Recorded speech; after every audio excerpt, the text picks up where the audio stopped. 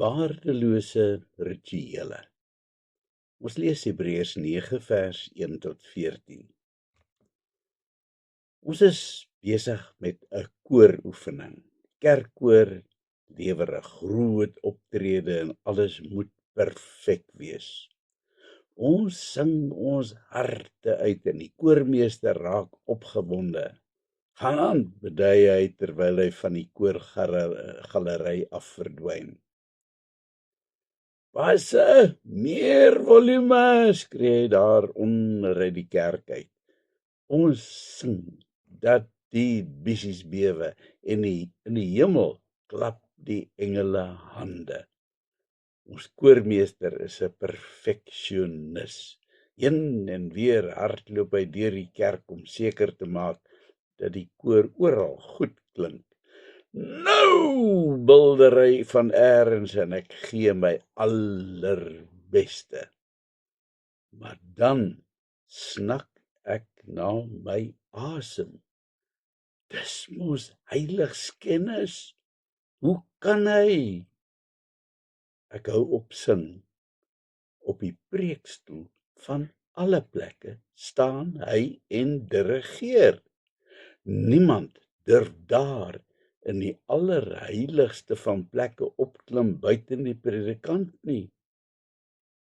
Ek is geskok tot in my fondamente toe. Hierdie prentjie het hom afgespeel baie jare gelede, eintlik 1967 in Durban Noord se NG Kerk. En die koormeester was Louis van der Westhuizen, 'n briljante orgelis wat later verbonde was aan die Drakensberg Seunskoor. Om jou godsdiens te veruiterlik is 'n baie gevaarlike praktyk. Om byvoorbeeld 'n sekere plek as heilig te beskou, soos die kansel wat vir die uitsluitlike gebruik van 'n predikant bedoel is, of om dalk die kerkgebou heilig te verklaar. Ek onthou 'n tyd toe daar soveel voorskrifte was oor presies hoe jy moet aantrek en so voorts. As kerkraad was ons verplig om swart pakke en wit dasse te dra. Die vrouens moes hoede dra en die mans het in die warm dele van die land sit en stoom in hulle pakke, klere en dasse. Die arme dominee is boonop nog gestraf met 'n toga bo oor sy pakklere elke Sondag. Daar was 'n spesifieke verloop van die erediens wat niemand durf verander het nie. Wanneer die konsistoriese deure oopgaan, staan die gemeente soos een man op en sing: Here Jesus, ons is saam. Onthou jy nog? Dan was daar die formuliergebede wat die dominee woord vir woord moes aflees tydens nagmaal. Iemand het dit eenmaal 'n huigel amen ritueel genoem. Daar was 'n onbuigsaamheid in die vorm en verloop van die erediens en hier binne het mense veilig gevoel, want so aanbid 'n mens mos vir God. Natuurlik moet daar orde in 'n godsdiens wees, maar as daardie orde so rigied raak dat dit jou godsdiens bepaal, of dat dit sekere mense insluit en ander uitsluit, dan raak dit gevaarlik. Dan gaan dit oor die godsdiens en nie oor die evangelie boodskap nie. As jy die evangelie suiwer en effektief wil oordra, moet die vorm van godsdiensoefening aanpas by die boodskap en nie andersom nie. Vormgodsdiens gee mens 'n valse sekuriteit. Ek self het vir jare veilig gevoel in die kerk, want ek het die regte geluide gemaak en die regte voorskrif gevolg. toe op 'n dag vind ek met 'n groot skok uit dat ek eintlik verlore is binne in die kerk. Ons beoefen vandag dikwels steeds vormgodsdiens.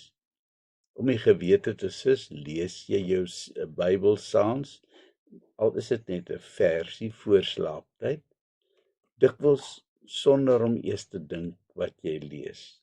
Die Here praat met ons deur sy woord, en om so daarmee om te gaan, is vir hom 'n klap in die gesig. As jy nie tyd het om waarlik na hom te luister nie, los dit dan liewer heeltemal uit. Daar's baie ander sulke voorbeelde, soos byvoorbeeld wat ons met gebed doen en waarom ons dankoffers gee. Dis dikwels net om die gewete te sus of om vir ander mense te wys dat ons darm die regte ding doen of goeie Christene is. Een van die grootste probleme van die Ou Testamentiese tempeldiens was die oormatige beklemtoning van die uiterlike vormgodsdiens. Die Hebreërskrywer beskryf hier hoe die dinge verloop het, en 'n mens kom agter dat elke ritueel haarfyn uitgewerk is. Met groot bekoring beskryf hy die meublement van die tempel, die kandelaar, die tafel, die offerbrode. In die voorste gedeelte van die verbondstent was slegs priesters toegelaat, en daar het hulle die volk verteenwoordig. Hulle moes ook deur sekere reinigingsrituele gaan voordat hulle daar kon ingaan.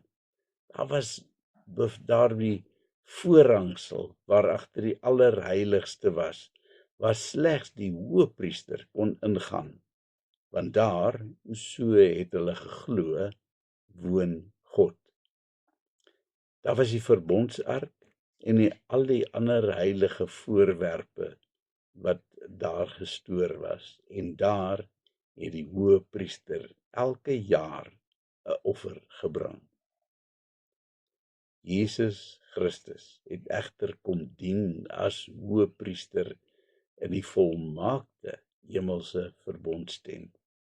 Vir hom was dit slegs nodig om eenmaal die heiligdom binne te gaan om 'n offer te bring. Sy offer was nie die bloed van kalvers en bokke en bulle nie, maar sy eie kosbare bloed wat hy vir ons as mense kom stort het as 'n ewige versoeningsoffer, sodat offers nooit ooit weer nodig sou wees nie. Natuurlik het die rituele en offers van die Ou Testament 'n doel gedien. Dit het vooruitgewys na die groot offer wat Jesus sou bring. Vandag is die rituele totaal onnodig, tensy dit 'n spesifieke boodskap moet oordra. Wanneer ritueel uitgevoer word, moet jy ook uiters versigtig wees dat jy die regte ingesteldheid. Die nagmaal is so 'n ritueel wat byvoorbeeld maklik misbruik kan word of uit bygeloof gebruik kan word. Dit kan so maklik gebeur dat jy dink dat jou sondes afgewas is omdat jy nagmaal gebruik het. Dis 'n illusie.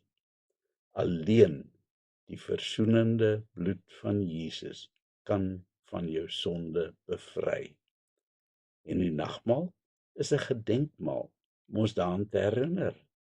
Inderdaad word jou lewe radikaal getransformeer die dag wanneer jy Jesus se versoening smaak. En dit laat jou met totale nuwe oë na die rituele kyk. Kom ons bid. Dankie vir die groot offer, Here. Laat my dit nooit vir een oomblik vergeet nie. Amen.